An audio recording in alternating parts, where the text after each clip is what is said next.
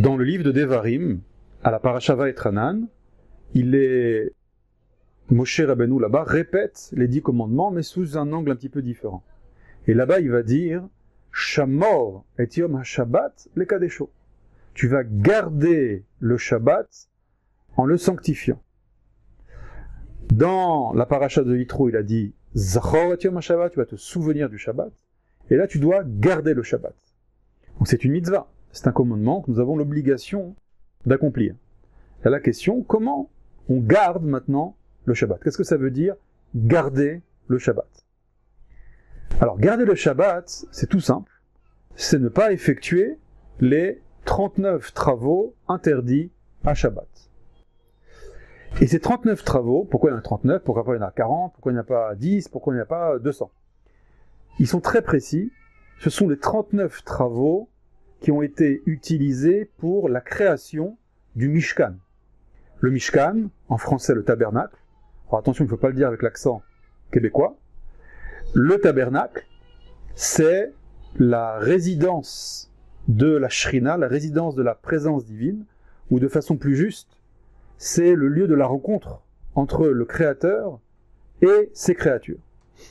On sait que dans l'islam, met en avant Dieu, il n'y a que Dieu, et Dieu écrase tout.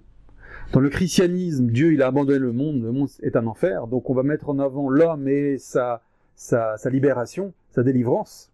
Alors que dans le judaïsme, on met l'accent sur la rencontre entre Dieu et les hommes, et l'humanité. Le lieu de cette rencontre, c'est le Mishkan.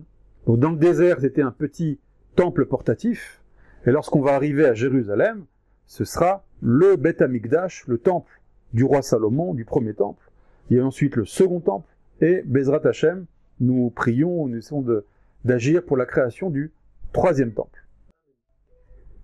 Donc maintenant, ce Mishkan, ce tabernacle, ont été, pour le créer, il fallait faire 39 travaux, qui sont en réalité les 39 racines de tout acte créateur dans le monde. Bon, quel rapport avec le Shabbat? Alors il y a un rapport technique, c'est que dans la paracha, dans la section de la Torah qui parle de la création du Mishkan, Dieu explique les interdits, et tout d'un coup il s'arrête, et il dit « Ach et shabbatotai tishmeru » mais mes Shabbat, vous devez garder, shamor. Qu'est-ce que ça veut dire?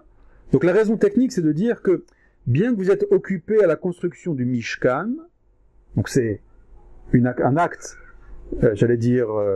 divin, fondateur, extrêmement important, vous devez quand même conserver le Shabbat. Vous devez vous arrêter le 7e jour. Pourquoi Dieu dit ça?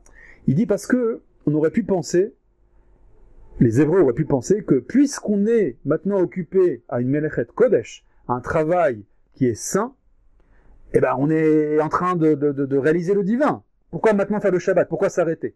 On va continuer. Dieu dit non. Parce que si tu continues, tu risques d'oublier l'âme de ce que tu es en train de faire.